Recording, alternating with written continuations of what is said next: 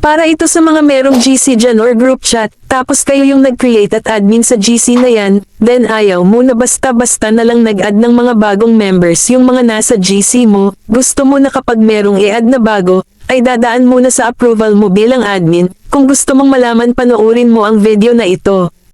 First i-open ang Messenger app. Dito sa ating Messenger, pindutin lang natin itong ating group chat. Then pindutin ang icon dito sa taas. Tapos dito scroll down lang tayo, hanggang makita natin itong member request. Pindutin lang natin ang member requests.